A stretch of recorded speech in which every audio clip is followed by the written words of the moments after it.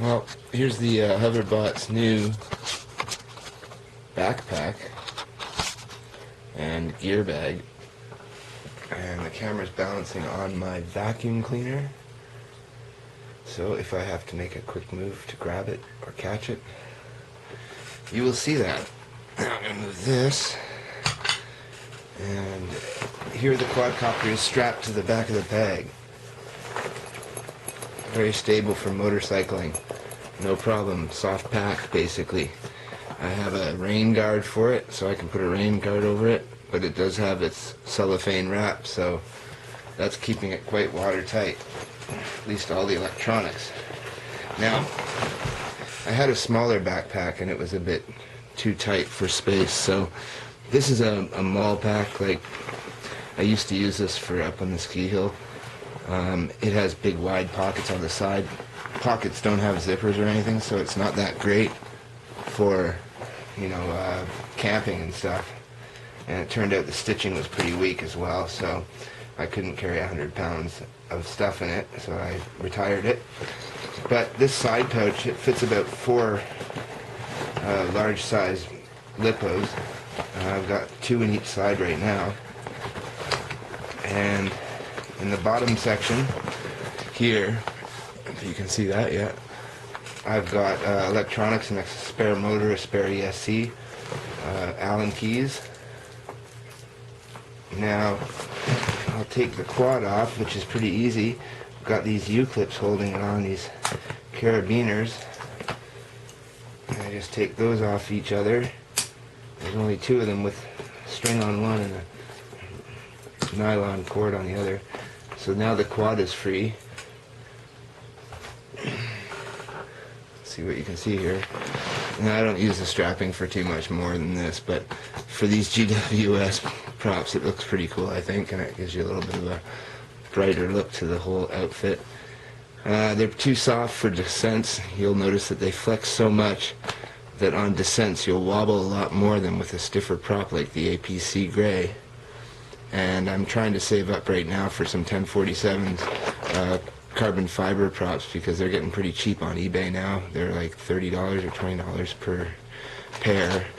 So I'm going to try those, but I don't think I'm at the point where I'm ready for them, because I'm still crashing into fences and stuff, and I don't think carbon fiber is going to save you from a fence as much as even plastic. So I did crash into a tree with GWS props on today, and because they're flexy, the bush tree leaves didn't really break any props.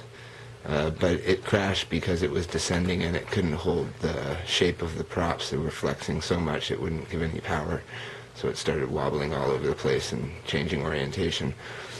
Now, that's just mostly for show. And it states that I'm a pilot guy with some kind of vehicle inside. Now, inside here I have my backup APCs. I have primary set that go on the quadcopter. I've got 1 set backup brand new, and I've got a bunch of repaired props. So I have a few more crashes in me before I have to get new props, but I have ordered a few extra pair already because they're only $3 a pair, the gray APCs, and they're very stiff, and pretty happy with them for the money, that's for sure. A lot better than GWS, I think. I wouldn't even bother buying GWS 1047s if you've tried APC grays. So that's what's in there. As well, I've got this extra arm. I have one that's repaired as well somewhere around here with PL adhesive. But this is my 12-volt light, and that plugs right into the quad's 12-volt battery, direct on. So I can have some emergency lighting for the pack, unpacking at night in the dark, or even put it on the quad and fly with it. So that's in the back pouch. On the inside, it opens up like a suitcase, so that's really nice.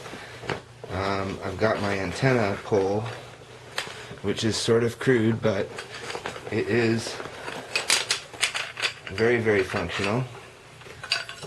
It goes together like this.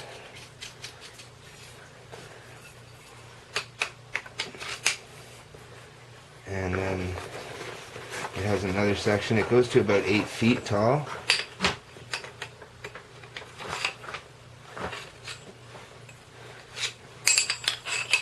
And I'm gonna make a clean version of this, and I might offer it for sale on eBay, like as a kit to make. But it's basically 3/4 inch tube and then 1/2 inch tube with the 1/2 inch tube welded into the 3/4 inch tube so that you've got stops, basically. Now this is the business end of the antenna. We'll put our rods back in here. They fit nicely in the pack. And this is the panel and you can see that? The panel and the skew planner on the top. And the cable's running down to that. So, and this is switchable on the TX of the controller, on the quadcopter controller. So I can switch between the two receivers, and that's running off 12 volts, just one input for all of the antenna gear and the actual monitor for the headset, which is here. Got a protective cardboard piece in there. It's, all the wires are soldered and connected, and it's quite adjustable, so it's working out really well. I really enjoy flying with this headset on. It looks a little bit more complete. There's a box of spare parts. This is more for traveling if I go out of town for a day or two. But it has infrared light and white for the lens, different prop adapters, a bunch of single cell 1000 video TX power sources. So there you go. That's the power. The older batteries, the 3000 and the 3250 that I don't use for the quadcopter anymore, will power the RXs. And back here we have the controller, some more batteries, and the RX here is my diversity. So that switches between video 1 and video 2, which is the skew planer and the flat panel, and I can click to either one. If I lose one, then I can click to the other and see if I've got better reception, which is usually the secondary one is the flat panel. Now I've got some batteries in here. I've got a 5000 LiPo, which is pretty heavy, but it's good for slow flying. I'm going to put that in a side pouch. These are all charged up for flight tomorrow if the sun comes out. I've got the 3300 here, which I'll put in the side pocket. I've got some extra antennas for the quadcopter itself, some cloverleafs. And there's another battery. That's the 4000 generic that flies so well, and it's not really puffing yet. The Nanotech has started puffing quite crazily after about 5 flights. Not too impressed with the Nanotech. I think it was marketing hype on the name mostly. I don't think that they're any better than any of the other batteries, even lesser than some of them, even some of the generics. But in China, you're never going to know when you get a generic that's made at a high-quality lab or high-quality production facility, or if you get a cheap one, because I don't think that they know the competition and the quality other than the ingredients they're putting in the process they're doing to build them. So there we go. That controller goes down there. The headset's here, and then my accessories and my antenna set up here. So it's all very, very simple to unpack. I'm not digging around inside a bag that I can't see now. And all these cables are hooked up, ready to go. Plug in one battery for the receivers and the headset, and plug in the battery for the quadcopter and the TX, the VTX single cell 1000 3.7 volt battery, and you have your quadcopter ready to go. Turn on the GoPro and ready to fly. There's still quite a bit of room in here, but I like that because I want to put foam in it if I want to go traveling on a plane or something, and I have to pack this for travel. I'd want to put block foam over top of this and isolate it from impact or any damage that might occur. Now we'll close the top. top pouch is just a pouch. It doesn't necessarily have a zipper, so I do have to be careful and make sure that it is velcroed shut like that. So, and the props, if I was traveling, I wouldn't actually have the props in there. I would probably pack them inside the main compartment just to be safe, and maybe leave out some not so good GWS show props. So now we'll close this up. Now I'm hoping to get up to the ski hill this year and do some scouting of conditions, as well as avalanche detection, hopefully. A friend works there, and he was mentioning that looking at the avalanche conditions is important. So there's a Zippy 4500, not that great a battery. Standard. It's as good as a generic battery for sure. And then I've got some actual medical stuff here, and that's in the top pouch of this bag.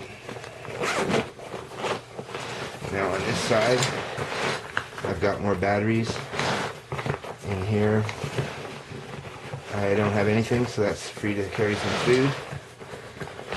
This side we have the batteries again, and I have a soldering iron as well, and solder, of course, that kind of thing. Right now I'm using this Burns-O-Matic soldering iron, and it's quite a good soldering iron. I can even carry it on the outside of the bag in these straps on the side, so